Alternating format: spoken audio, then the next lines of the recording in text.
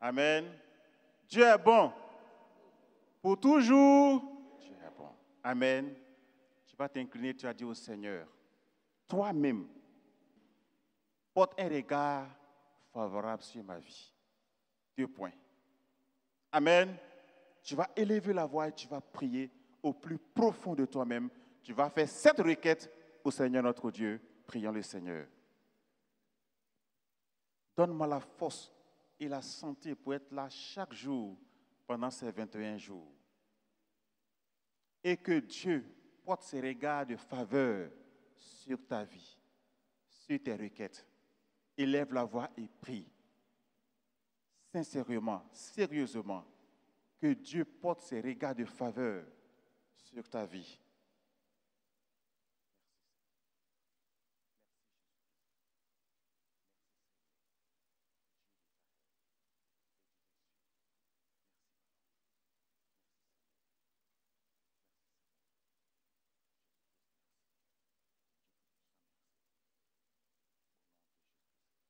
Nous avons prié dans le nom puissant du Seigneur Jésus-Christ, notre Seigneur et notre Dieu. Amen. Je vais demander au frère d'Azaph de nous donner un chant, de permettre aux messagers de se préparer pour donner la parole du Seigneur. Nous devons aussi prêter l'oreille à ce que Dieu a à nous dire. Amen. Quand Moïse parle aux enfants d'Israël, quand il finit de parler là, les enfants d'Israël disent « Dieu nous a parlé ». Amen. Je répète ça souvent. Je sais que vous avez compris. Un chant et nous allons laisser la place aux messagers.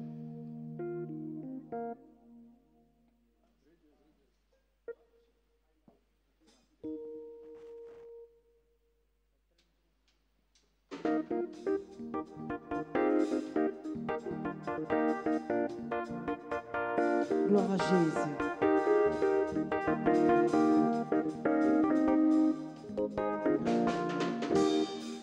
J'ai bâti sur le rocher et quand viendra la tempête, ma maison résistera.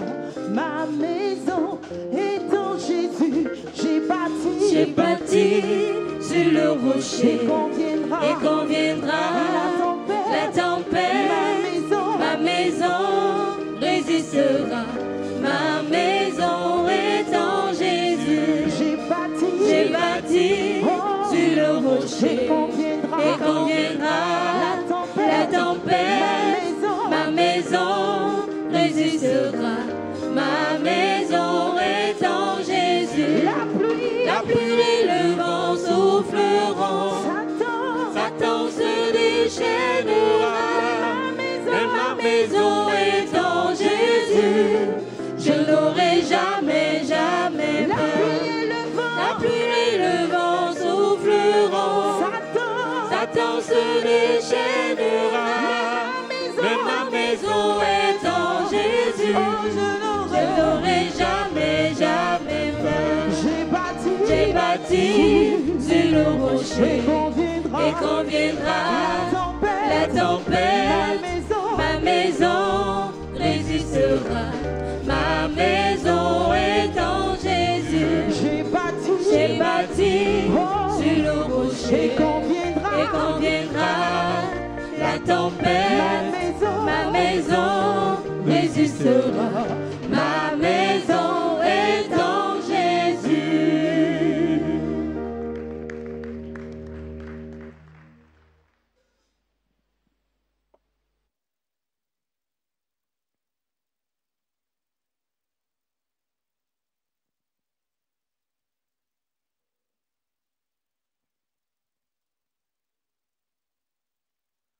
Bonsoir à tout le monde. Comment vous allez? D'accord. Nous sommes bénis au nom du Seigneur Jésus. Et ce soir, disons aujourd'hui, c'est le tout premier jour. Et la bonne main du Seigneur est sur toi. La bonne main du Seigneur est sur nous.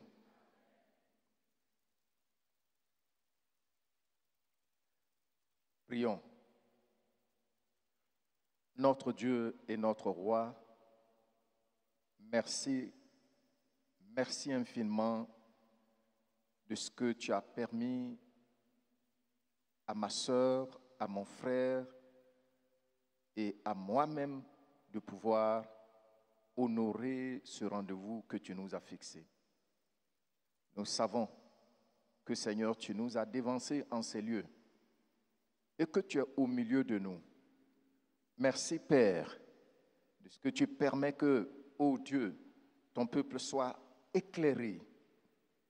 Ce soir, en retournant à la maison, qu'il retourne avec l'assurance que tu diriges les opérations derrière la scène pour sa protection. Merci, Saint-Esprit, au nom de Jésus-Christ. Amen. Amen. Alors, les livrets que vous avez, il faut prendre le temps de les lire. Tu prends le temps de lire ton livret pour voir comment ce moment a été structuré. Chaque semaine, il y a un objectif bien précis à atteindre. Et je vous ai déjà dit hier que le but que nous voulons atteindre, c'est que chacun de vous arrive à cultiver une ferme assurance que Jésus-Christ est suffisant pour sa protection. Amen. Et pour la protection de nos familles. Pour ta protection partout où tu vas passer. Mais tu sais, cela passera forcément par la connaissance des Écritures. Quand on lit les Écritures, il y a des faits qui sont enregistrés dans la parole de Dieu. Maintenant, quand on étudie la parole de Dieu, l'Esprit de Dieu nous donne une compréhension de ces faits et des vérités qu'on applique à nos vies. Et ce sont ces vérités-là qui transforment nos vies. Ce sont ces vérités-là qui nous font marcher dans la victoire. Je vais vous dire, ce n'est pas une question de sensation. Il est vrai que la compréhension que tu vas avoir, ça peut produire en toi des sensations positives. Mais le plus important, c'est d'avoir une bonne compréhension, une compréhension sûre, à partir des faits. Je dis bien à partir des faits que Dieu a enregistrés dans sa parole pour toi et pour moi. C'est pourquoi je veux vous encourager à être très attentifs. C'est vrai que c'est des soirs, on ne pourra pas passer beaucoup de temps pour que je vous explique les choses en détail. Mais tout ce que je vais dire, s'il te plaît, une fois à la maison, demain, tu peux prendre le temps de bien vérifier ça. Les choses sont tellement bien ordonnées.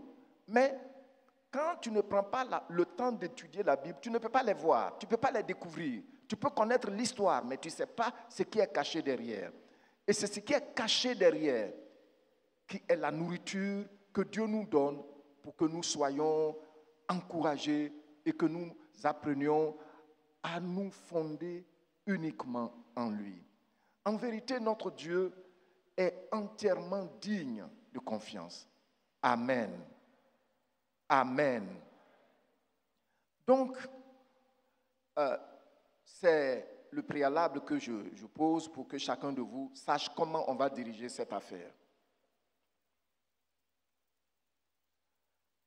Alors, notre texte du jour est tiré de 2 Samuel, chapitre 22, du verset 1 au verset 4. David adressa les paroles de ce cantique lorsque l'Éternel l'eut délivré de la main de tous ses ennemis et de la main de Saoul. Il dit, et là, tu vas lire après moi, l'Éternel est mon rocher, ma forteresse, mon libérateur. Dieu est mon rocher, où je trouve un abri, mon bouclier, la force qui me sauve, ma haute retraite et mon refuge.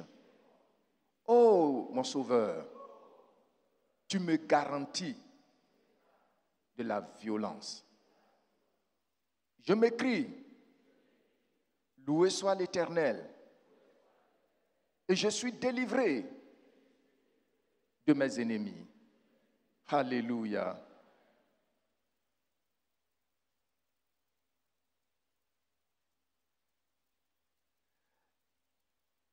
Les paroles de David sont un puissant témoignage.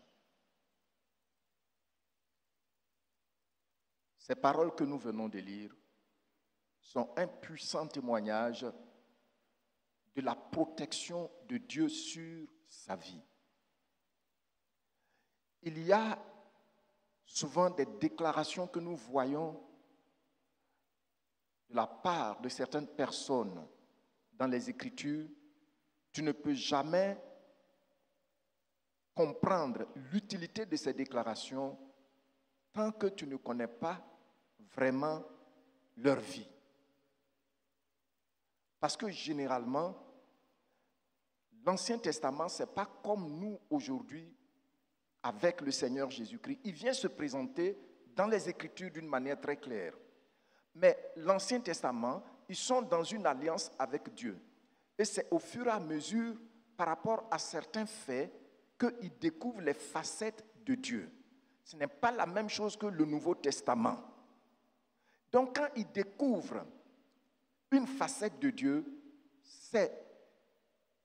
on peut dire c'est une découverte expérientielle. Parce que ça, c'est par rapport à une expérience qu'il a découvert cette facette. C'est pas comme ça avec le Seigneur Jésus. Le Seigneur Jésus, là, si on dit qu'il est Dieu, et puis souvent on dit on ne peut pas, je vous dis ici, on ne peut pas me distraire, c'est parce que lui, il s'est présenté clairement à nous. Ici, David, lorsque nous lisons ce passage, nous voyons, on peut d'abord se poser la question suivante. Comment le roi David est-il arrivé à connaître si profondément l'Éternel Dieu? Comment? Par rapport à sa protection. Parce que tout ce qu'on vient de lire là, tout parle de la protection. Tous ces témoignages puissants parlent de la protection dont David a bénéficié du Seigneur. Vous savez que David, il est un roi. Il a une armée. Il est puissant.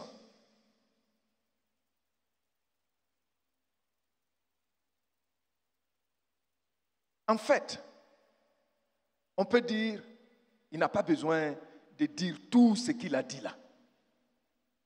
Parce qu'il a les moyens. Mais il n'en est rien. C'est pourquoi la question que nous nous posons est très importante. Comment le roi David est-il arrivé à connaître si profondément l'Éternel Dieu comme le vrai protecteur? La réponse à cette question va nous encourager, nous aussi, à nous attendre pleinement au Seigneur pour notre protection. Amen. Comment est-il arrivé à découvrir, premièrement, que l'Éternel Dieu est le vrai, l'infaillible protecteur? Comment? David, tout ce qu'il a aligné comme adjectif, comme tout ce qu'il a aligné pour qualifier Dieu là, c'est des suites du beaucoup d'expériences pénibles où sa vie était en péril. Donc, nous allons voir, par exemple, on va voir quelques exemples en résumé. Vous savez que avant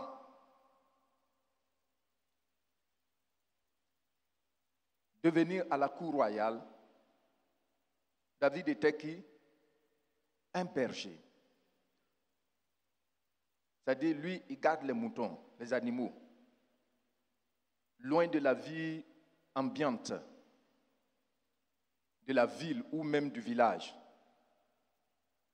Lorsque nous étudions un peu la vie de David, ça nous édifie parce que on voit que vraiment c'était un manque à gagner dans sa famille.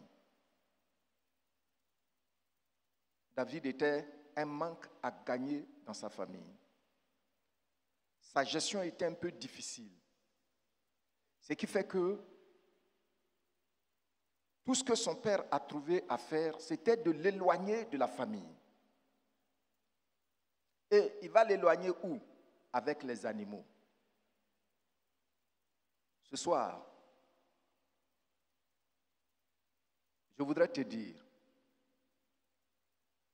si tu es méprisé dans ta famille, il ne faut pas faire tes funérailles. Regarde à Jésus. Certainement, il te relève. De Jésus-Christ. Et donc, David, il était berger. Et la première expérience qu'il va vivre par rapport au Dieu qui protège, c'était dans ce travail de berger. Lorsque nous lisons son expérience en tant que berger dans 1 Samuel chapitre 17 du verset 31 au verset 37, nous voyons que David s'est battu contre des ours, des lions, des panthères, tout ce que vous savez qui aiment les moutons, les fauves. Et même il dit, quand une fauve venait à se saisir, regardez, un petit mouton, il va courir, frapper le lion là, et puis arracher le mouton.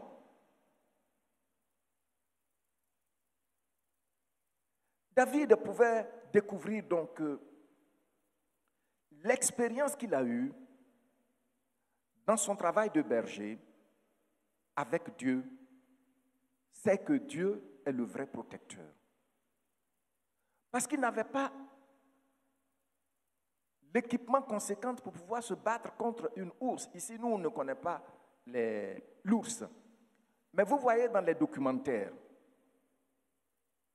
c'est un animal très féroce, c'est un animal très redoutable.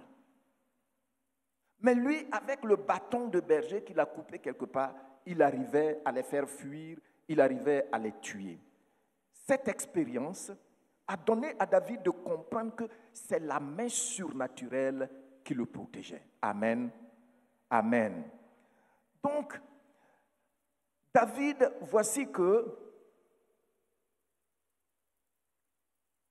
son père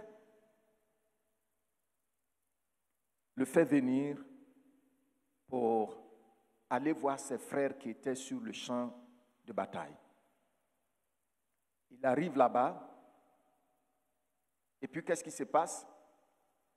Il voit que pendant 40 jours, il y a un monsieur, on dirait que sa taille touchait le ciel, qui faisait fuir tout Israël. Et il blasphémait contre Dieu. Alors David, touché de ce que Dieu était méprisé par un féticheur, un sorcier, a dit qu'il allait se battre contre ce dernier. Il s'agit de Goliath. Et nous trouvons ça également toujours dans le livre de 1 Samuel chapitre 18. David va se battre contre Goliath. Et puis qu'est-ce qui se passe? Goliath est vaincu, il tue Goliath. Mais la réalité, la vérité est que un petit garçon, un jeune garçon comme ça, qui n'a pas fait des entraînements militaires, ne pouvait pas se battre contre un tel monsieur. Mais David dit, il sait que Dieu qui l'a protégé devant les animaux féroces va aussi le protéger devant cette montagne de chair qui était Goliath. C'est ce qui s'est passé. Et on voit que David, vous pouvez projeter les passages pour que les gens puissent les relever. On voit donc que David va, et puis voici, il remporte la victoire. Maintenant, il va entrer dans une autre phase de sa vie. Après la victoire qu'il remporte sur Goliath, il y a des femmes qui ont commencé à chanter. Et puis, elles faisaient les éloges. Elles louaient plus David que le roi Saoul. Saoul a tué 1000 et David a tué 10 000. Voici que cela va provoquer la jalousie de Saoul, du roi Saoul. Et le roi Saoul, il a fait des tentatives. Quand vous lisez, c'est très subtil.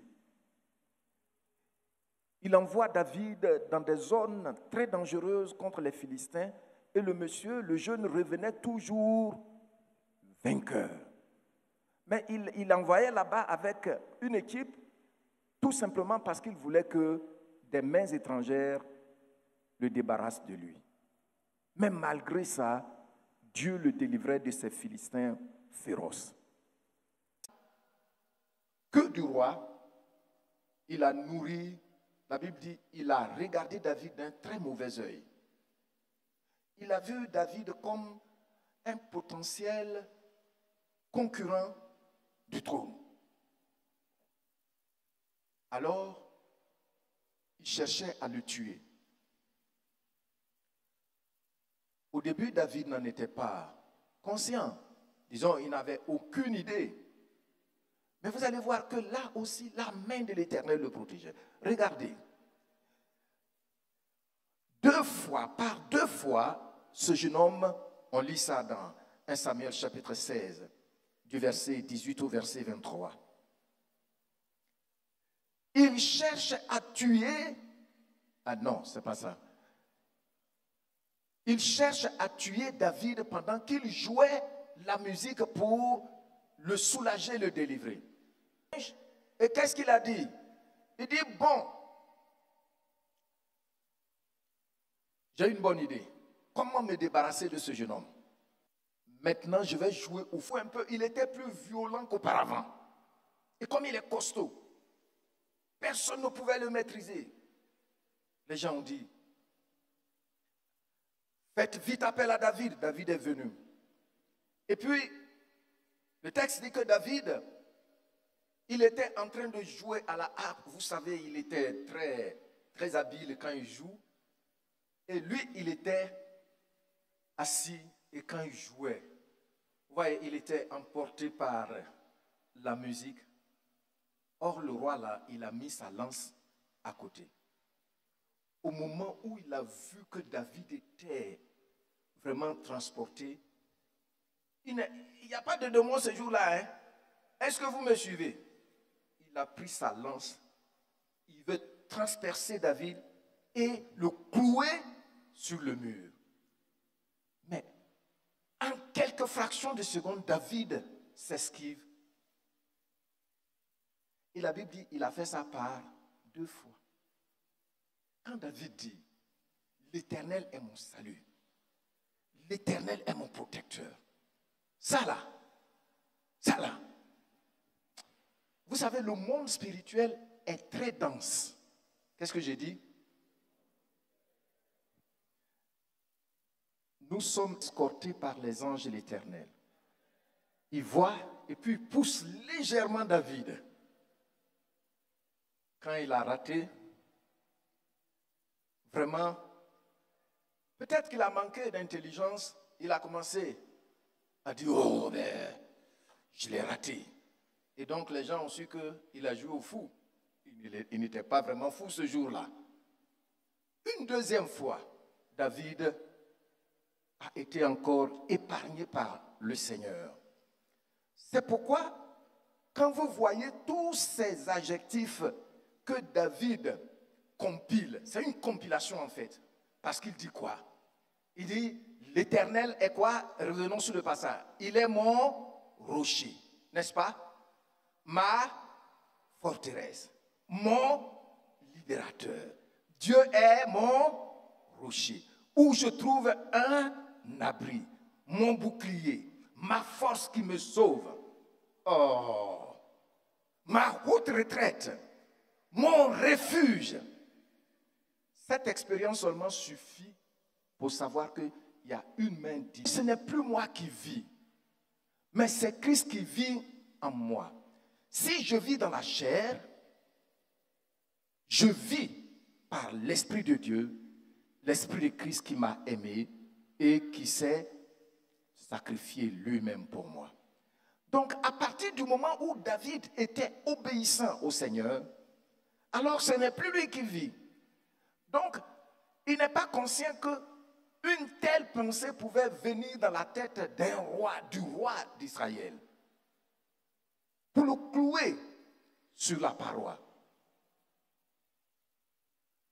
Quand tu vis, tu marches dans l'obéissance, ne crains rien. L'Esprit de Dieu vit en toi et te gère. Amen. Amen. Donc, voici une première expérience qu'il vit avec Saoul. Ajouté à ses expériences de berger. Et puis, ce n'est pas tout. Un moment, quand Saoul a échoué par rapport à ces transports démoniaques-là, Saoul s'est creusé les méninges et dit, bon, mais comment je peux faire pour le tuer, pour le débarrasser de moi? Parce qu'il avait fait des plans. Il va dire, bon, je vais envoyer, comment on appelle, David à la tête d'un groupe dans telle zone. Je sais que là-bas, moi-même j'ai peur d'y aller. Chapitre 18 du verset 20 au verset 23. Dans 1 Samuel chapitre 18, du verset 17 au verset 19. Là, vous pouvez projeter ça. David a dit, mais pour faire tuer ce jeune homme-là, puisque je l'ai envoyé chez les Philistins, chez tous ceux que vous savez, pour combattre, et puis il est revenu vainqueur, je vais lui donner ma fille en mariage. Ma première fille.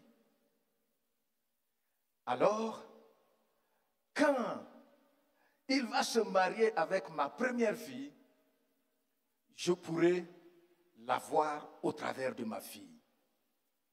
Et vous savez que l'alliance sexuelle on ne peut pas s'en sortir si ce n'est pas la main de Dieu qui est sur toi. Beaucoup de peuples savent ça. L'Europe le savait. Après l'implosion du royaume romain, vous voyez tous les pays d'Europe là, ces pays-là viennent du royaume romain. quand il y a eu implosion, le royaume est tombé là. Tous les rois, que ce soit la France, l'Angleterre, Luxembourg, tous ces pays-là, pour se préserver quand il y a une attaque, quand il y aura une attaque d'autres pays, ils mariaient leurs enfants entre eux. C'est pourquoi avant, je ne sais pas si c'est comme ça toujours, mais l'histoire dit, ce que j'ai étudié, quand tu prends la cour royale en France, les filles là, et les garçons, eux tous, ils peuvent parler 3-4 langues des différents pays. Parce que le sexe est un lien très fort. Et quand ils se marient entre eux, ça veut dire que la France ne va jamais se lever contre la Belgique. La Belgique ne va jamais se lever contre l'Angleterre parce qu'il y a un lien de mariage. Ça datera d'aujourd'hui. Ça y est là.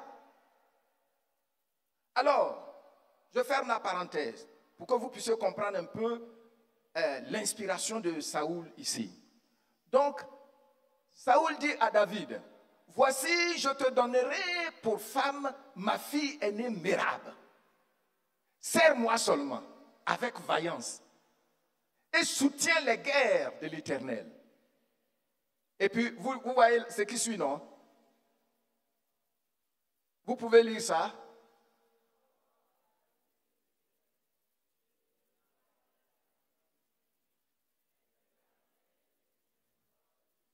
Vous voyez? Donc, il veut donner sa fille aînée. Tout était déjà ficelé. Mais à la dernière minute, on ne sait pas ce qui s'est passé. Saoul use de son autorité pour donner la fille qu'il a déjà donnée à David. Il la donne à un autre monsieur. De toute façon, le roi, en ce temps, il avait droit de vie comme droit de mort sur un citoyen. Alors, qu'est-ce que David peut dire? Rien. Et vous savez, là aussi, c'était la main de Dieu pour protéger David. On va voir ça. Après ce mariage avorté, après ce mariage avorté, Saoul va encore, bon, il a constaté par les gens de la cour que une de ses filles aimait David, Michal. Elle faisait quoi? Elle aimait. Et puis Saoul dit, bon, ça c'est l'occasion. Et puis il a dit à David que je vais te donner sa grande sœur là. Bon, tu sais, je l'ai donnée à quelqu'un d'autre, mais je vais te donner sa petite sœur. David, bon, il a hésité. Et Saoul dit, bon, tu ne vas rien me donner, sinon me donner 100 prépuces des Philistins. Vous connaissez les prépuces, non? D'accord. C'est-à-dire la partie de reproduction de l'homme. Saoul dit à David, tout ce que tu dois donner, c'est que tu vas prendre pour 100 Philistins. Tu coupes et puis tu m'envoies ça. C'est tout. Mais son plan, c'était quoi? Les Philistins, c'était des grands guerriers. Ça veut dire qu'il faut arriver à tuer 100 Philistins en un seul jour, sinon ça va pourrir. N'est-ce pas? Donc tu les tues, et puis tu coupes, et puis tu m'amènes ça. On va compter si c'est OK, je te donne ma fille. Bon, David, il est parti, il a coupé, et puis il a envoyé. Mais ce qui est dans son cœur là, avec ce plan là, est-ce que David pouvait le savoir? C'est pourquoi quand il dit, l'Éternel est mon libérateur. Il faut peser, il pèse les mots, hein? Non. Pourquoi il dit ça? Il est mon salut. Parce que tout ça là, je ne pouvais même pas m'imaginer que c'était un plan monté pour me tuer. Tu peux faire confiance à notre Dieu. Donc il vient avec ça. Et le roi, qu'est-ce qu'il fait? Il lui donne maintenant sa fille. Et là où on va voir que c'est la main de Dieu qui a fait que le premier mariage a été avorté, c'est que Michal aimait profondément David et n'aurait jamais été prête à livrer David à son père. Alors que sa grande sœur l'aurait facilement livré. Donc Dieu écarte ça. Je vais vous dire, si tu continues à faire confiance au Seigneur, il prendra tes ennemis dans leur propre piège. Et c'est ce qu'il fait. Donc Michal se marie et puis un jour, elle apprend la nuit là par les agents secrets de la cour royale que ce soir, ton père dit, on doit tuer David. Avant, il avait peur de porter publiquement la main sur lui pour que le peuple, voilà, il avait peur du peuple. Maintenant, là, il a tout tenté, ça n'a pas marché. Donc, il va venir tuer David dans la maison avec sa femme. Alors, il vient et sa femme, Michal, vient et Michal dit, tu dois te sauver cette nuit. Sinon, mon père va venir te tuer. Vous voyez pourquoi Dieu a avorté le premier mariage? Protection. Je vais te dire, Dieu a déjà avorté plusieurs plans de l'ennemi contre toi. Il ne faut pas rester là en train de ruminer sur ces prétendues trahisons, échecs du passé. Le Seigneur t'a préservé comme ça. Et il va te préserver encore et encore. Donc, qu'est-ce que Michal va faire? Elle fait descendre David par la fenêtre pour échapper à la vigilance des gardes. Et puis dans le lit là, elle met des choses, des chiffons, comme si c'est quelqu'un qui dormait. Et puis les gens sont venus. Elle dit, il est dedans, il dort, il est malade. Et puis ils sont retournés. Ils sont allés dire au roi que sa femme dit qu'il est malade. Il dit, c'est ça même je veux. Allez-y, le prendre sur son lit de maladie et amenez-le moi. Oh, notre Dieu détient le monopole de la protection. Notre Dieu détient le monopole de la... Je veux bien t'entendre. 1 et 2. Voyez-vous, si tu veux chercher toujours les moyens classiques pour Dieu de te protéger, tu ne seras jamais satisfait, rassuré. Et il utilise les moyens comme ça. Hein. Le temps de te rendre compte, il a dribblé l'ennemi. Donc, les gardes là sont repartis. Ah, c'est fini pour lui aujourd'hui. Ils sont partis. Et puis sa femme dit, il est dans la chambre. Ils sont rentrés, ils ont trouvé, effectivement, elle a arrangé les choses. Mais si c'était sa grande sœur là, elle n'aurait jamais épargné David. Je vais te dire, même dans la maison de celui qui te hait, Dieu a préparé un cœur en ta faveur. Gloire au Seigneur. Donc ici, ils ont vu dans le lit, c'était juste, comment est-ce qu'on appelle ça? Les coussins. Et ils sont allés dire au roi,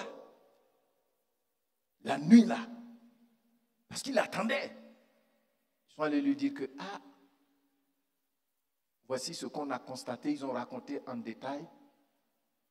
Le roi était furieux. Il a appelé sa fille pour dire que tu m'as trahi. Parce que je t'ai donné à David là, pour que tu m'aides à le tuer. Et c'est ça, tu es avec mon ennemi. Mais elle a aimé David. Or, l'amour ne fait aucun mal. Alléluia. Alléluia. Le Seigneur veille au grain sur ta vie.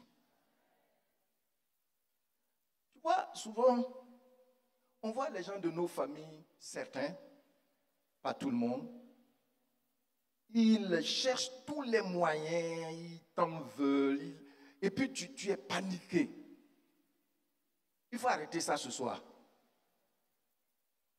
Parce que Dieu, le Dieu que nous servons, par Jésus-Christ notre Seigneur, lui seul a le monopole de ta protection. Gloire au Seigneur. Gloire au Seigneur. Alors, souvent, nous entendons certaines personnes prier. Seigneur, je le foudroie, je demande le feu d'Élie. Je demande le feu d'Élie, le feu d'Élie, le feu, le feu, le feu, le feu, le feu, le feu, le feu, le feu.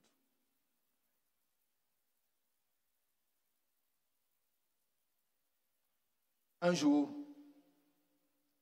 le Seigneur Jésus était avec ses disciples. Et puis ils sont allés dans une contrée là où ils n'ont pas été bien reçus, ils ont été refoulés. Mais Pierre, Jean et son frère, ils étaient tellement fâchés, ils ont dit à Jésus, Seigneur, est-ce que tu veux, ne veux-tu pas qu'on demande le feu du ciel pour venir les brûler? Et le Seigneur leur a dit, vous ne savez pas l'esprit qui vous anime. Tu vois, on peut te haïr. On peut te haïr. On peut poser les pièges partout contre toi. Mais fais confiance que même le cœur du méchant, là, ça y est dans ses mains. Ça y est dans les mains de ton Seigneur. Amen. Donc, là, David a échappé. Non seulement David échappe, lorsque nous lisons 1 Samuel 23, du verset 7 au verset 1, à partir du verset 7, nous voyons aussi que cette fois-ci, David a échappé. Mais qu'est-ce que le roi Saül va faire? Il va prendre toute une armée.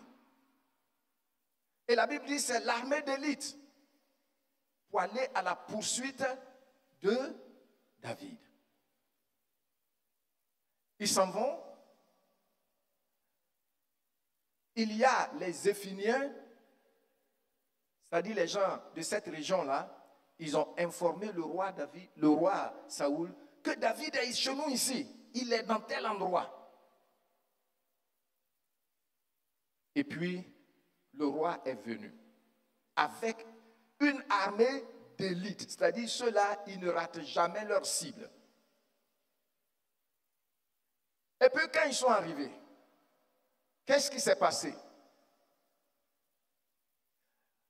Sur les deux montagnes, David était de l'autre côté avec son petit groupe. Et puis le roi et l'armée d'élite étaient de l'autre côté de la montagne.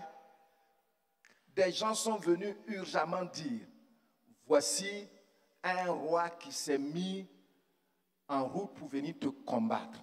Alors, il a mis en stand-by la poursuite de David. Alors qu'ils étaient juste à quelques mètres. Et puis il est retourné. Oh, est-ce que tu peux savoir que plusieurs fois, le Seigneur a fait retourner les méchants contre ta vie? C'est sans bruit. C'est sans bruit. Il ne fait pas du bruit. Il ne fait pas du tapage. Le Seigneur, notre Dieu, a toutes les dispositions pour ta protection. Donc tu vois, quand on dit, par rapport à notre thème, que ta protection est comment? Au cœur de l'agenda de Dieu. Vous voyez quand on déroule, non? Si ce n'est pas au cœur de l'agenda de Dieu, un jeune homme qui était même un manque à gagner pour sa famille, comment se fait-il que Dieu, il dirige tous les coups pour le libérer, pour le protéger, pour le délivrer?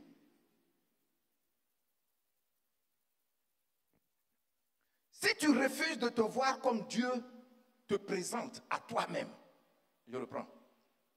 Si tu refuses de te voir comme Dieu te présente à toi-même, tu prêtes le flanc à ton ennemi.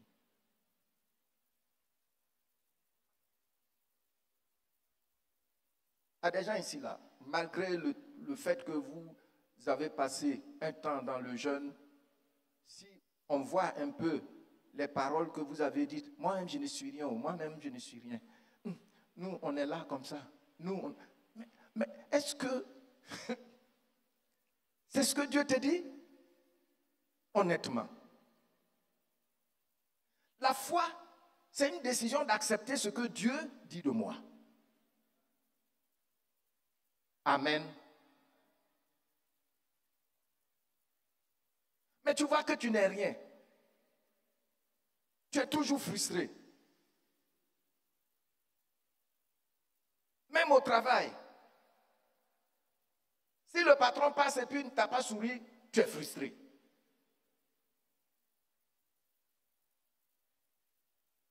Et puis tu commences à dire, je ne suis rien, je ne suis rien. Tu prêtes au diable les mots sur lesquels il doit s'appuyer pour t'avoir.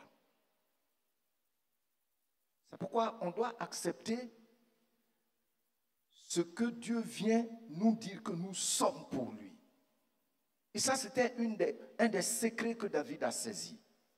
Amen. Donc, voici le roi retourne.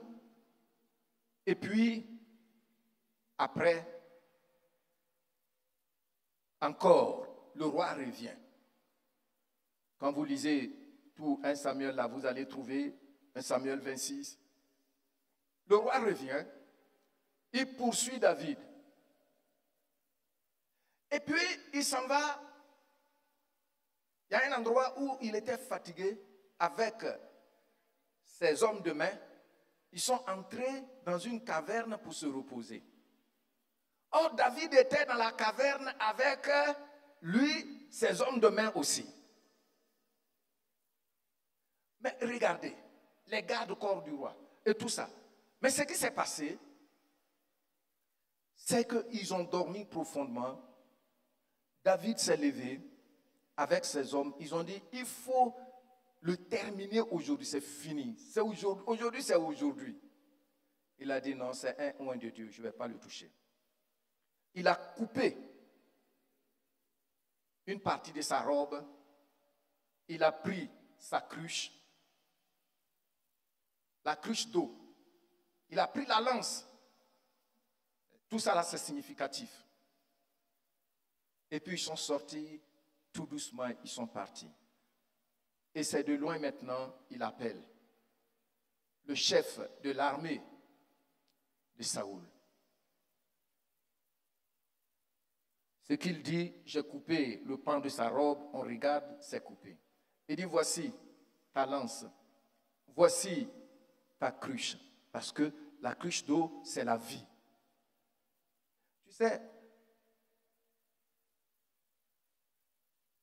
si tu veux combattre l'ennemi avec haine, tu iras sur son terrain.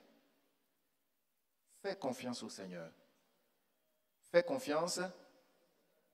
Amen. Et ce jour-là, Saoul a pleuré. Quand vous lisez, vous allez voir, il dit, mon fils David, j'ai péché. Ma vie a eu du prix à tes yeux, c'est fini. Mais après, il a récidivé. Tu vois, non? Après, il a récidivé.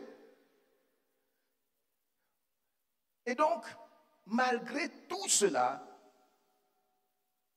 nous pouvons voir que Dieu a protégé David. Même à un moment, David était obligé d'aller chez les Philistins. Parce que quand vous le lisez, il dit, si je continue à courir sur ces territoires-là, un jour Saül va me tuer. Tu vois? Par rapport au regard de tout ce que nous avons dit, nous revenons maintenant sur notre texte de base, afficher le texte de base, et nous allons le lire ensemble.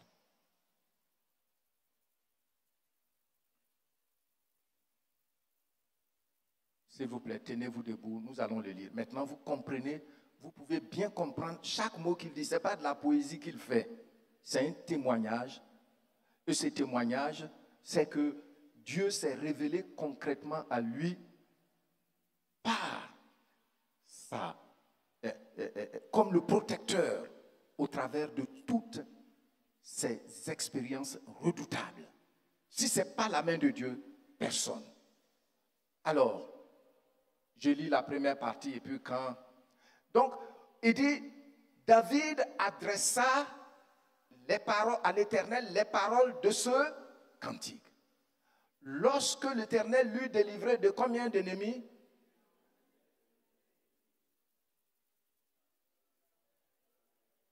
De la main de qui? Non, premièrement. De tous ses ennemis. Les Philistins le cherchaient, d'autres peuples le cherchaient, plus son grand patron lui-même, Saoul, le cherchait. Alors souvent, il y a des gens, tu vois, ça peut être que dans la maison, c'est ton géniteur qui te cherche, ou ta génitrice. Ce n'est pas nouveau, Saoul. Voici David. Mais le Seigneur l'a protégé. Le Seigneur te protège. Et pour toi, mieux, c'est que le sang de Jésus-Christ a coulé pour toi. L'Esprit de Dieu est en toi. Quand on parle d'Esprit de Dieu qui est en nous là, beaucoup peuvent avoir passé 10 ans dans la foi chrétienne. Ils sont sérieux, mais ils ne sont pas sûrs que l'Esprit de Dieu est en eux. Tu veux que ça vienne te projette là-bas et puis tu tombes, tu commences à te remousser quoi. Est-ce que tu peux faire ça à ton enfant? Je te pose la question. Tu peux faire ça à ton enfant? Toi, ton sang est dans ton enfant. Tu peux lui faire ça?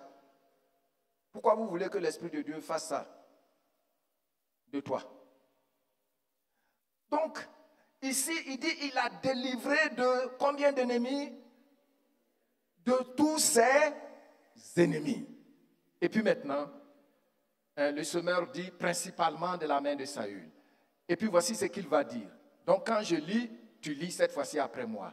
L'Éternel est mon rocher. Donc vous savez, vous voyez qu'il comprend ce qu'il est en train de dire, non? Est-ce que c'est vrai que l'Éternel est son rocher? C'est vrai que ça paraît métaphorique. Mais quand on regarde, métaphorique, je vais expliquer ça pour le moment là. C'est un gros mot. Ça veut dire quand on lit ça là, on pense que c'est une façon de parler. Hein? Il prend une image et puis bon, il a dit ça comme ça. Il n'a pas dit ça comme ça. Ce n'est pas une façon de parler. C'est-à-dire c'est vrai, vrai, vrai. Amen. Donc il dit l'Éternel est qui? Et puis, maintenant la forteresse là, c'est quoi? La forteresse c'est quoi?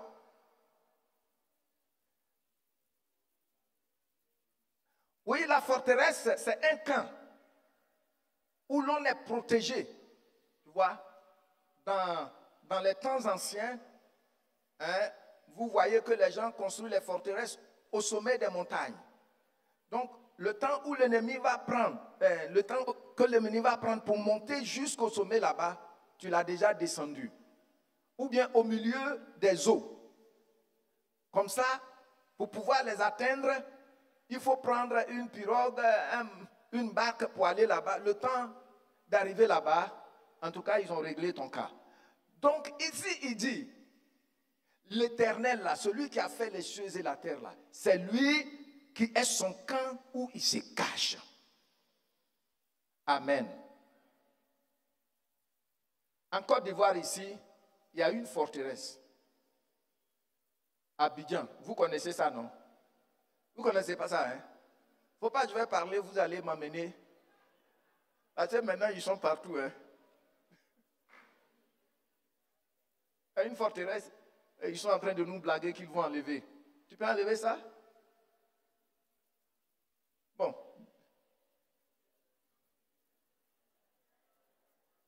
Je n'ai pas dit beaucoup. Mais vous voyez, David dit l'Éternel, il est plus que ça. Moi, je vais me cacher en lui. Il est dans le trou là, mais Saül entre, il ne le voit pas. Pourquoi? Parce que bien que dans le même espace, Dieu l'a caché dans sa forteresse. Et puis maintenant, il dit quoi? Mon libérateur. Oh. Toi, tu veux tuer quelqu'un. Pour pouvoir le tuer, tu lui donnes ta fille. Et puis, au dernier moment, tu donnes ta fille là à quelqu'un d'autre qui ne t'a même pas servi au même titre que ce jeune homme-là. Libérateur. La main du libérateur était en action. Amen. Dans ta vie, la main du libérateur est toujours en action. Amen. Et puis il dit, l'Éternel est mon rocher, où je trouve un abri. Mon et ma qui me sauve. Et puis il dit maintenant, regardez encore, il dit ici, ma haute et mon... Oh, regardez sa conclusion maintenant. 1 et 2. Lisez la conclusion.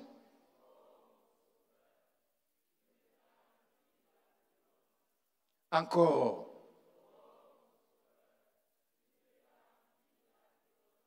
Une dernière fois.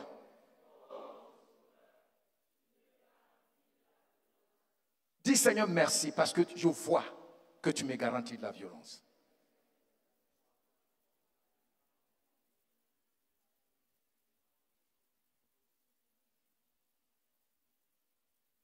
Alors, veuillez vous asseoir, s'il vous plaît. Donc, vous voyez que lorsque nous disons que Dieu,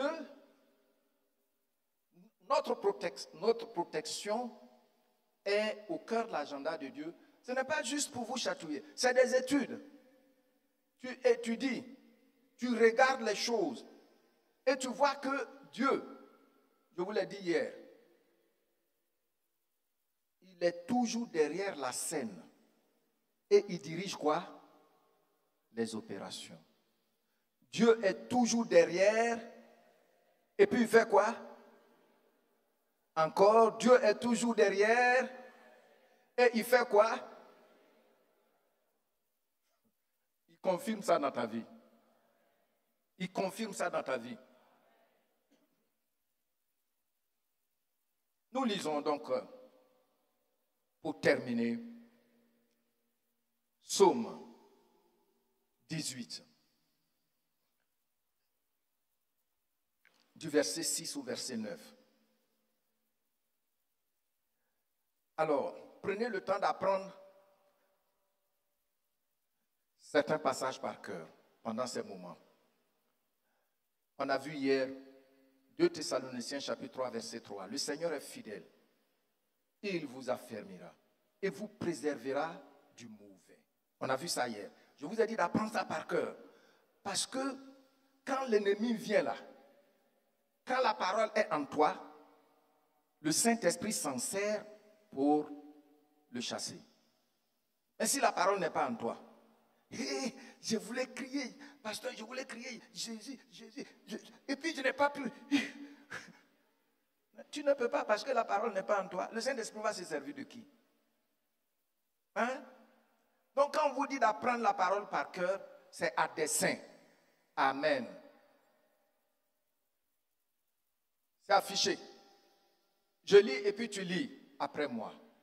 L'Éternel est pour moi. Je ne crains rien. Non, non, laissez toujours là-bas. On n'a pas fini ça. Merci. Je ne crains rien. Que peuvent me faire des hommes?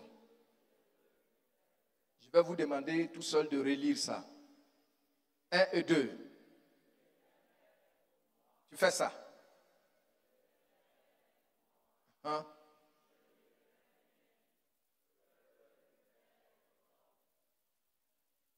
Encore. 1 et 2.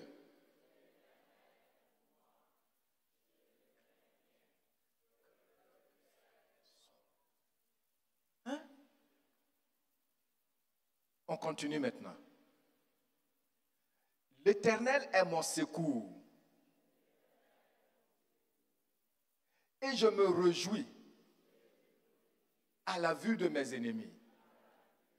Et cette dernière partie-là, ça c'est pour l'Ancien Testament.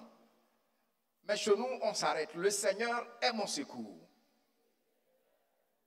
Amen. Nous continuons. Regardez bien cela. C'est-à-dire que ces paroles sortent de la bouche de quelqu'un qui les a expérimentées concrètement. Ce n'est pas des idées. Hein? Ce n'est pas des idées. Comme Platon, il va te parler, on est dans une case et puis tu imagines tout ça là, ta tête commence à te faire mal. Ce n'est pas comme ça. Ici, c'est des faits. Amen. S'il vous plaît, vous allez lire ça maintenant tout seul. 1 et 2.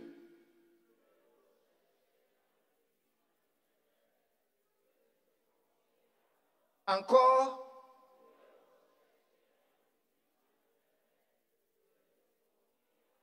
Amen. Avant qu'on ne termine, je vais vous expliquer quelque chose. Hier matin, l'Esprit de Dieu a déposé une parole sur mon cœur. En fait, je m'étais levé, j'ai été dans le lieu secret. Et puis quand je revenais, j'ai entendu que le Seigneur ne vous livrera jamais au plus offrant. Au plus offrant. Ah! Bon, j'étais venu me coucher, et puis ça résonnait en moi. Le Seigneur ne vous livrera jamais au plus offrant. Donc, j'étais descendu, et puis j'ai été sur l'Internet. J'étais descendu dans mon bureau, j'ai regardé au plus offrant. Et j'ai vu que quand on dit au plus offrant là, ça veut dire que quand quelqu'un vient avec un prix plus élevé qu'un premier prix, alors on lui offre cette marchandise ou bien cette personne. C'est ça, non? Au plus offrant. Ah, j'ai regardé et puis le Seigneur commence à me parler. Il m'a dit, tu vois, dans le règne de l'esprit, il faut bien m'écouter. Il faut la connaissance pour la liberté. Dans le règne de l'esprit, dans le règne des ténèbres, c'est au plus offrant. C'est-à-dire que quelqu'un peut te haïr. Et puis il va voir un devin. Et le devin dit, tu vas me donner telle chose. Mais moi-même, je peux aller chercher, ça coûte tel montant. Et puis, la personne donne ça. aussitôt qu'il sort là, celui qui t'en veut là, lui aussi il va entrer là-bas. Mais s'il mise plus que ce que toi tu as donné, c'est lui, c'est le plus offrant. Maintenant le Seigneur m'explique que, tu vois, moi dans le royaume de la lumière, ce n'est pas comme ça. Parce que le prix que Jésus a payé il y a 2000 ans de cela, plus jamais personne ne peut dépasser ce prix. Il n'y a pas de plus offrant avec notre Seigneur. Oui. D'ailleurs, le prix qu'il a payé là, personne ne peut l'atteindre. À plus forte raison, dépasser ce prix-là. C'est pourquoi l'Écriture dit ici, ce passage que nous venons de lire là, ça y est aussi dans Romains 31. Ça y est là. Romains 29, 31. C'est pourquoi il dit, mais il vaut mieux se confier en l'Éternel parce que lui, dans son royaume là, il n'y a pas de plus offrant. Voyez, je ne sais même pas bien prononcer ça. Il n'y a pas de plus offrant. Pourquoi? Parce que le prix que son fils a payé là, c'est suffisant jusqu'à ce qu'il revienne. No bargain, no bargain. Il n'y aura pas de... on va discuter dessus pour... Non. Personne ne peut discuter dans le règne des ténèbres sur la valeur du sang de Jésus-Christ à ton sujet. Donc, nous, dans notre royaume, il n'y a pas de plus offrant. C'est pourquoi l'auteur ici est en train de dire, il dit, mieux vaut chercher un refuge en l'Éternel que de se confier à l'homme. Et puis vous voyez, il revient encore. Qu'est-ce qu'il dit encore? Qu'est-ce qu'il dit encore dans la suite? Mieux vaut, le verset 9. On repart, verset 8, et puis verset 9. 1 et 2. Ramenez-nous au verset 8 d'abord, si vous remontez au verset 8, s'il vous plaît. Voilà. 1 et 2.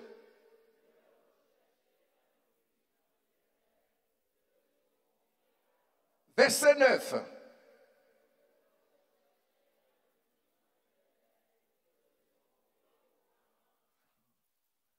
Vous voyez, non?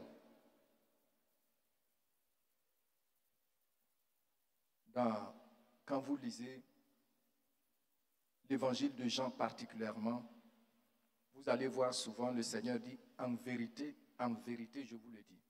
En vérité, je vous le dis. Vous savez pourquoi il dit ça? Parce que pour valider un fait, il faut 2 témoins. C'est ce que Deutéronome nous dit. Pour valider un fait, il faut toujours 2 témoins.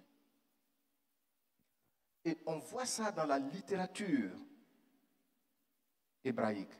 Ici, là, il dit mieux vaut chercher, le verset 8, il dit mieux vaut chercher un refuge en l'Éternel que de se confier à l'homme. Et puis il revient encore, mieux vaut chercher un refuge en l'Éternel que de se confier en l'homme. Donc, répéter 2 fois, c'est une emphase, c'est un accent, on appuie ça, les mamans, on appuie. C'est-à-dire, on appuie pour dire que c'est vrai là. On ne peut pas trahir ça. Tout enfant de Dieu qui accepte de s'appuyer sur Jésus-Christ,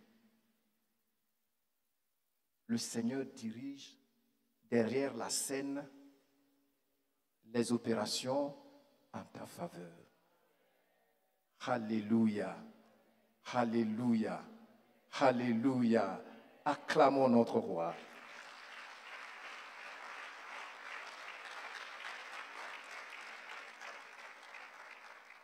Tu sais, la parole de Dieu est oui et amen. La parole de Dieu est oui et c'est ça. Qui a compris un peu ce soir? Tu es béni au nom de Jésus-Christ. Qui prend la décision de compter sur le secours du Seigneur à tout moment? Le Seigneur honore ta foi au nom de Jésus-Christ. Donc, vous voyez, la foi vient de ce qu'on entend. Et ce qu'on entend vient d'où? La parole de Dieu.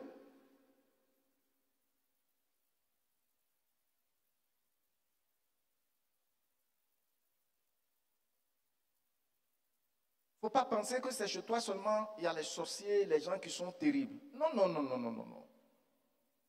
Quand le diable Dieu l'a précipité là, hein, l'ange l'a précipité là, avec son groupe là, c'est sur toute la terre, ils sont tombés.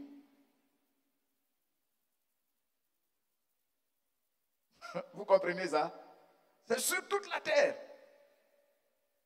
Ce n'est pas seulement dans une région. Ou bien dans un village, c'est sur toute la terre. Chez moi aussi. Mais l'Éternel est notre secours.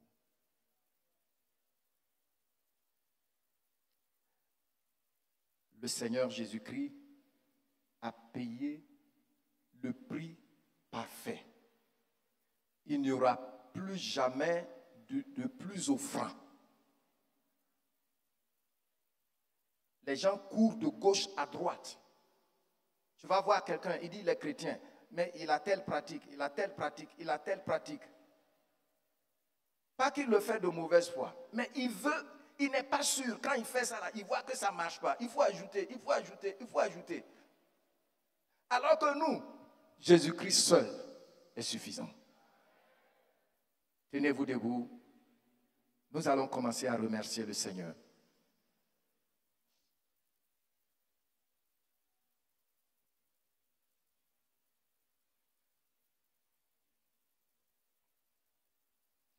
L'Éternel est mon berger, il est là, il me soutient.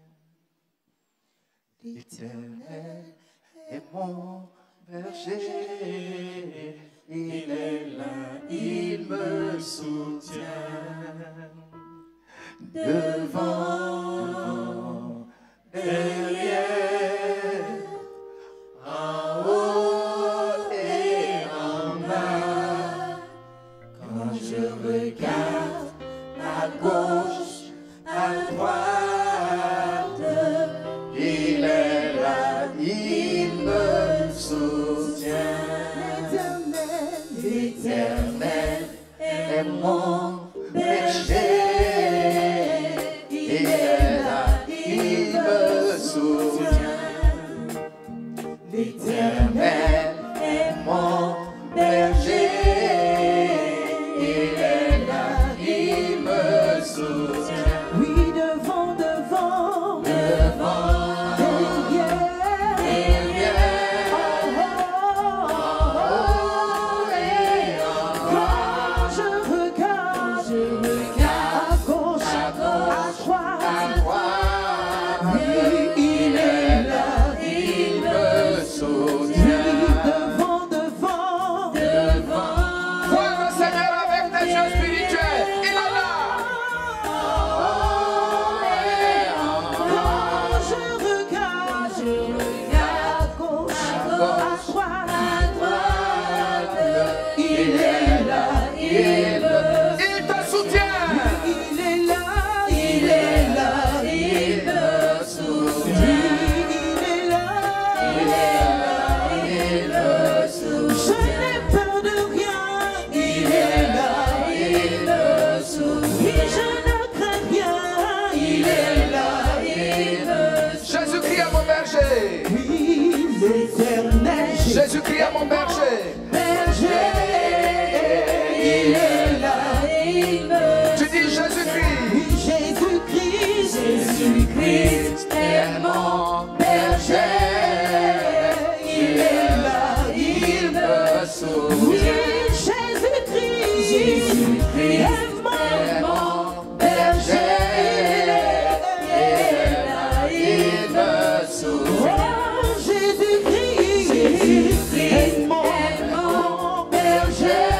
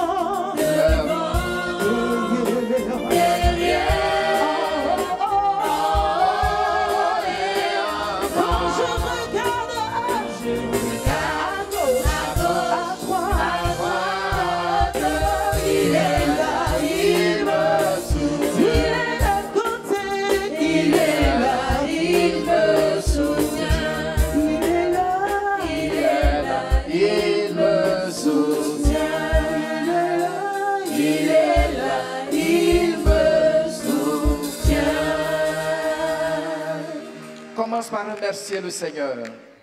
Dis-lui merci, adore-le.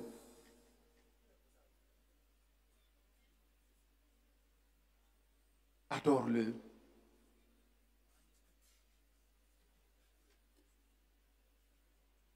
Glorifie-le.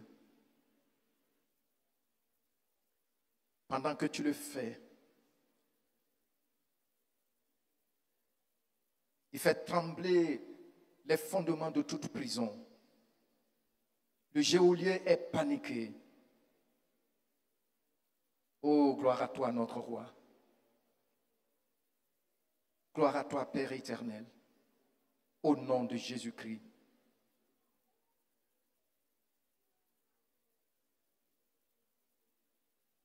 Nul n'est semblable à toi, notre Dieu. Je vois que tu es derrière les opérations.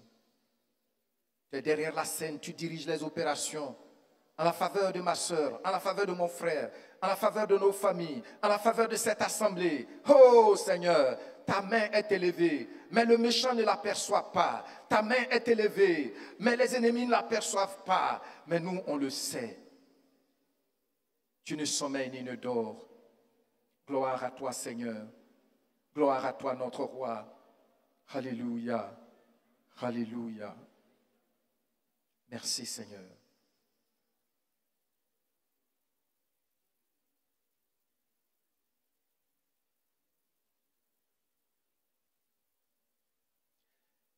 Qui peut encore dire que tu n'es pas Seigneur?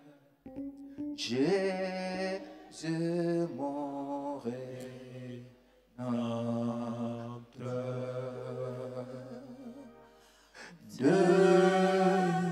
Devant toi tout genou fléchira, ô roi vêtu de gloire.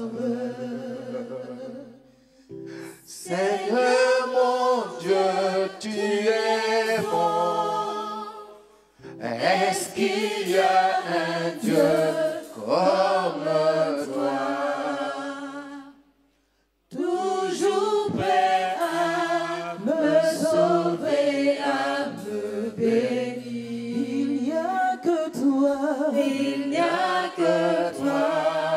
Oh Seigneur Jésus, Seigneur mon Dieu, Seigneur mon Dieu, tu es grand. Est-ce qu'il y a un Dieu comme toi, toujours prêt à me sauver, à me bénir? Il n'y a que toi, il n'y a que toi, Seigneur Jésus-Christ. Tu continues, remercie le Seigneur en regardant à ta vie. Oh, il a géré beaucoup d'opérations en ta faveur. Il a mené tous les combats en ta faveur. Dis, Seigneur, merci. Parce que si je suis là encore, c'est parce que tu as combattu pour moi. Dis-lui merci. Et peut-être qu'en lui disant merci, tu vas te souvenir de bien de fois où tu as échappé à la mort. De bien de fois où tu as échappé à des situations terribles. Tu les cites et puis tu lui dis merci. Je sais que c'est toi qui l'as fait.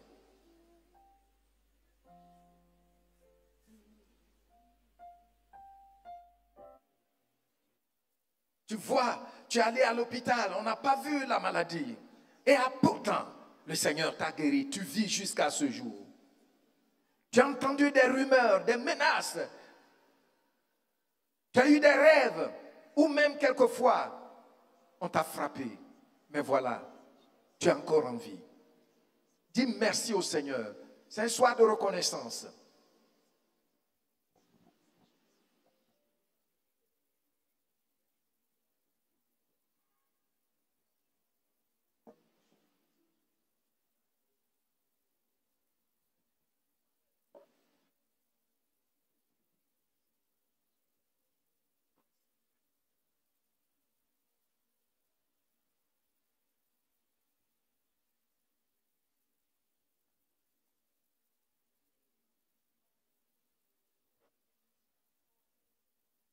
Remercie le Seigneur. On n'a pas besoin de voir. Même si tu n'as rien vu. Tu n'as rien vu, mais tu vois ce qu'il a fait. Il a fait quelque chose d'extraordinaire pour que toi et moi, nous soyons là aujourd'hui. Israël ne voyait rien. Israël ne soupçonnait même pas que Balak est allé louer Balaam pour venir les maudire. Et pourtant, Dieu travaillait en leur faveur. Dis merci au Seigneur pour ce dont je suis conscient et ce dont je ne suis pas du tout conscient.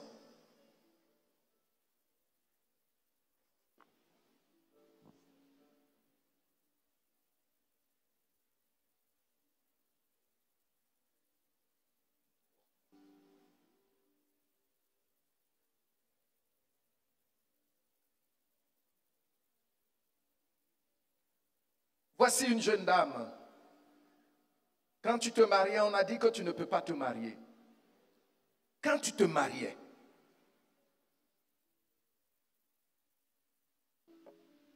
mais quelques années après, ils ont vu leur défaite. Il faut dire merci au Seigneur. Celle-là, elle ne peut jamais se marier. Le Seigneur a dirigé les opérations en ta faveur.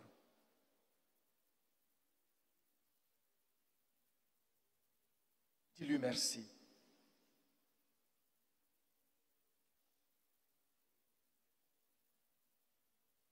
Dis-lui merci pour la protection de ta famille. Oh, beaucoup de choses se passent. Mais chaque fois, celui qui veille sur toi ne sommeille ni ne dort. Dis merci Seigneur.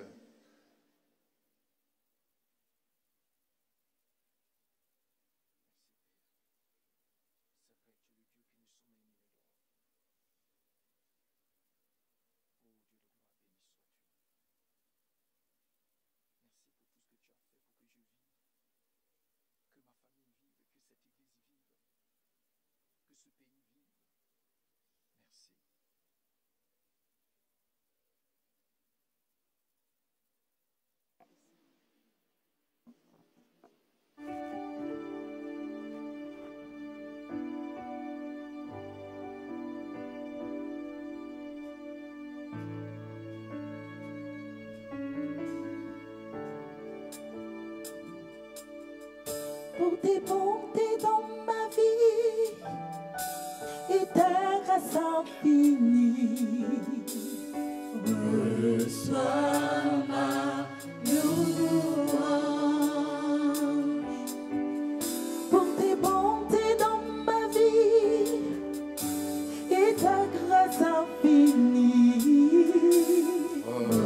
Reçois ma louange.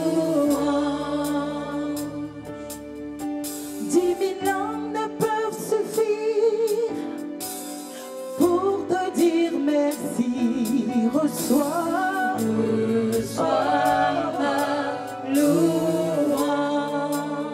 Oui, 10 000 langues ne peuvent suffire pour te dire merci. Reçois ma louange. Que pourrais-je t'offrir? Oh Jéhovah, toi qui as fait tant de merveilles pour moi. Que pourrais-je t'offrir? Oh Jéhovah, toi qui as fait tant de merveilles pour moi. Reçois Seigneur, reçois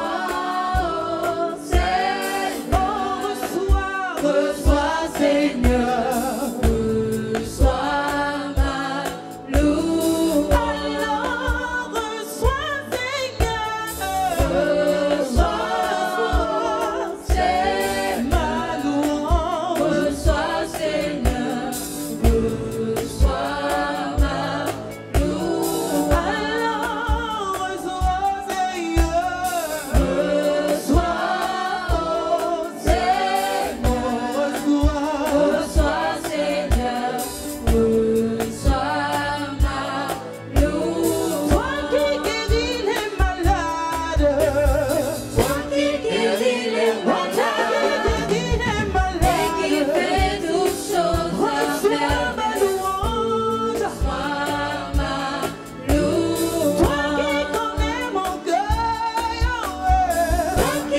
connaît mon cœur, le Dieu de l'impossible,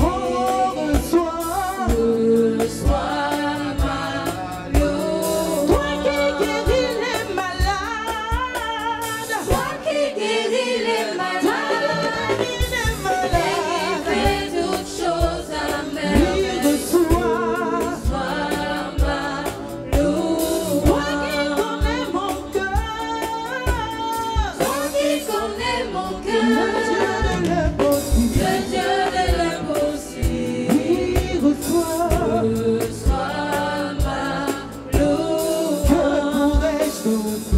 Que pourrais-je t'offrir? Oh Jéhovah, toi qui as fait tant de merveilles pour moi. Que pourrais-je t'offrir? Oh Jéhovah, toi qui as fait tant de merveilles pour moi. Tu tends tes mains devant toi. Et tu vas dire après moi, Père, je te remercie pour ton amour pour moi. Merci de ce que ma protection est au cœur de ton agenda. Ce soir, Père, au nom de Jésus-Christ, je prie que tu me remplisses de ton esprit. Le Saint-Esprit, qui est l'esprit de compréhension,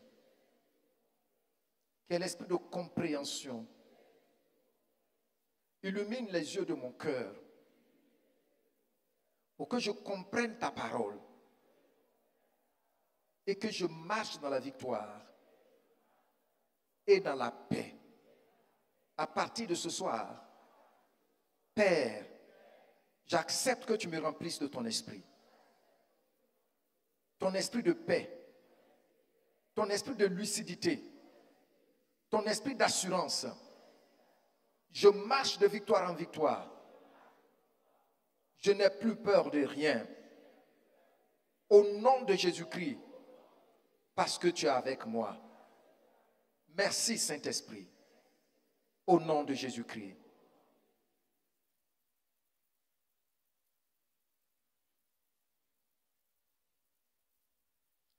Éternel, je vais te dire merci pour ton peuple. Que ta paix, que l'intelligence divine, la compréhension que nous communique ton esprit, pour saisir, Seigneur, cette bénédiction que tu nous as donnée comme héritage avec les saints, agisse maintenant dans la vie de chacun de tes enfants. Saint-Esprit, remplis ces vies de ta paix, de l'assurance que ta parole est vraie. Toi qui agis dans la vie de David, au point où il aligne tous ses qualificatifs. Tu es notre Dieu. Tu n'as point changé et tu ne changeras point. Merci Saint-Esprit de ce que tu donnes de l'assurance à ta servante, à ton serviteur. Merci de ce que tu nous fais marcher dans la victoire. Béni sois-tu, Père, au nom de Jésus-Christ. Amen. Veuillez vous asseoir. Merci beaucoup.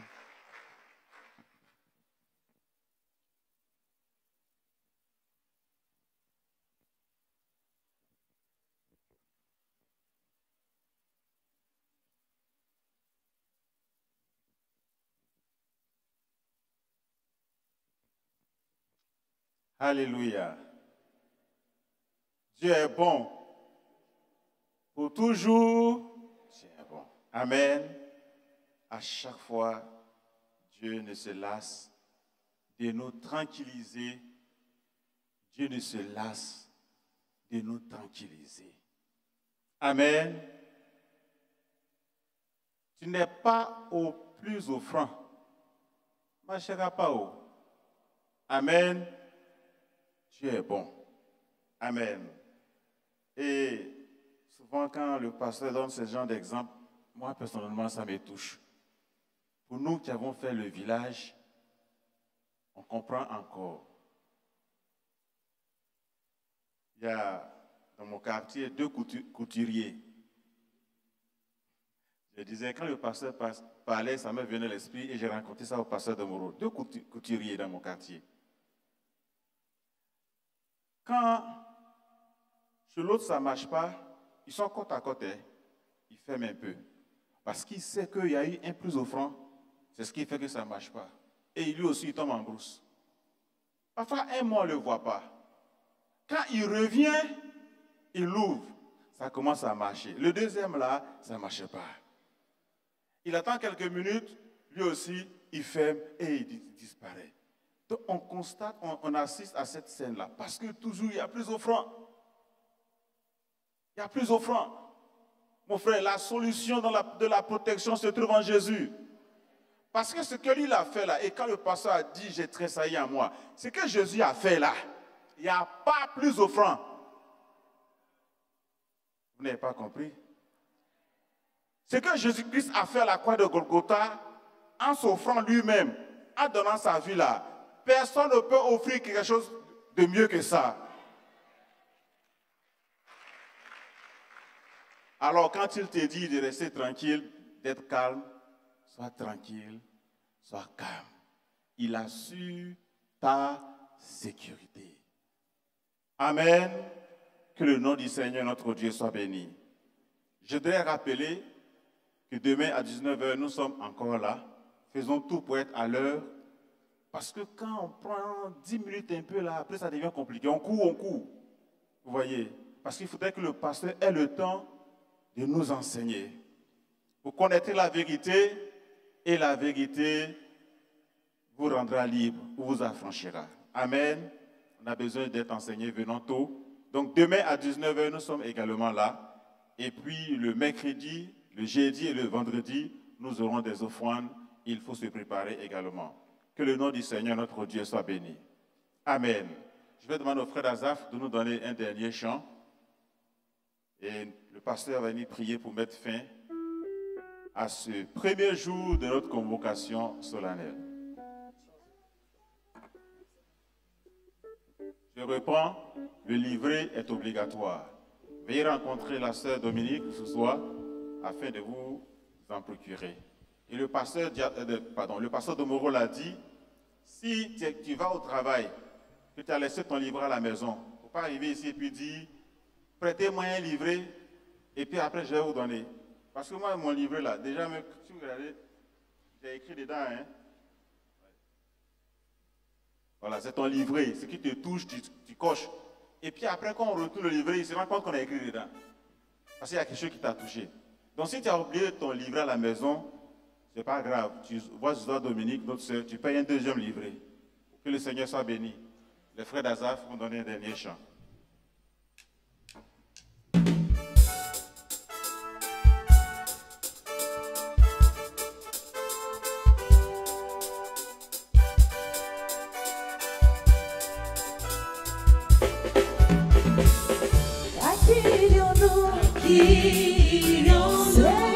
Seigneur, Jésus, tu as les paroles de la vie.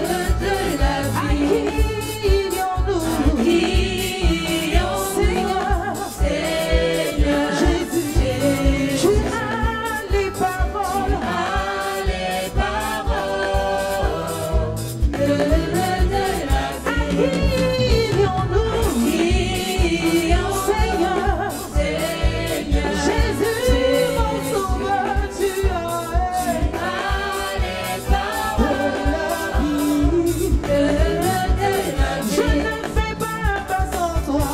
paroles de la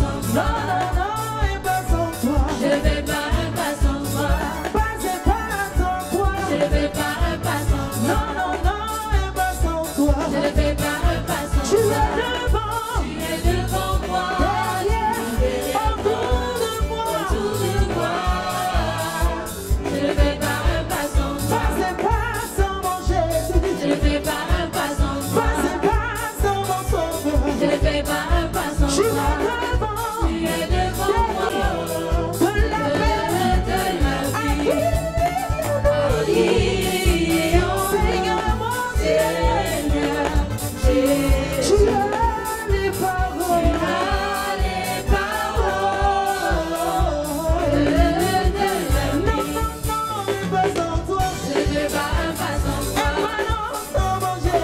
Je ne fais pas un pas sans toi. Je ne fais pas un pas sans toi. Je ne fais pas un pas sans toi. Je ne marche pas sans toi. Je ne fais pas un pas sans toi.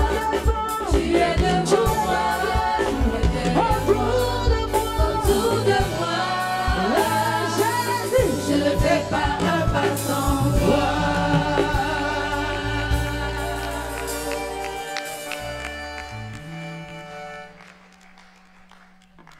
Je sais une chose intéressante, c'est que nous, notre Dieu est là. On ne le transporte pas. Il est présent partout. Partout où tu vas, il est là. Il est avec toi. Il est avec toi.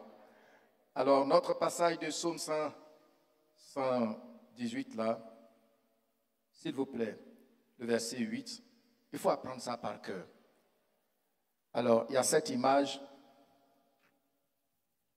qui me vient à l'esprit. Quand tu roules ta voiture et puis tu vois que le carburant est au rouge, tu te dis, il faut que je m'approvisionne.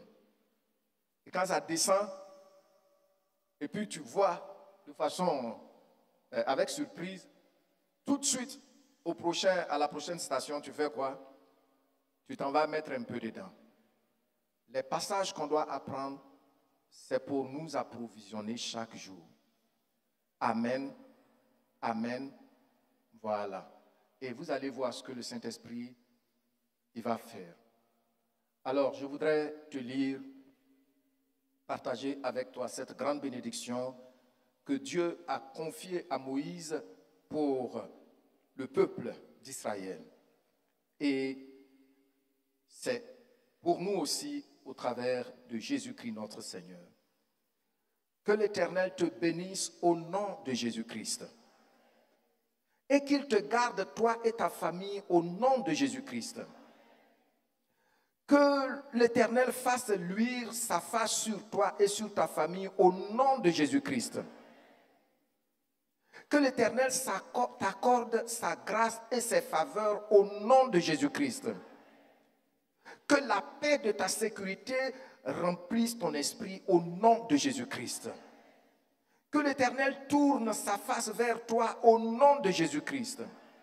Et qu'il te donne la paix à tous égards au nom de Jésus-Christ. Seigneur, merci pour ces bénédictions que je scelle avec le sang de Jésus-Christ sur ton peuple. Nous partons en paix. Et pendant cette nuit, Seigneur, tu donnes le repos paisible à chacun de tes enfants. Au nom de Jésus-Christ. Amen. Bonsoir.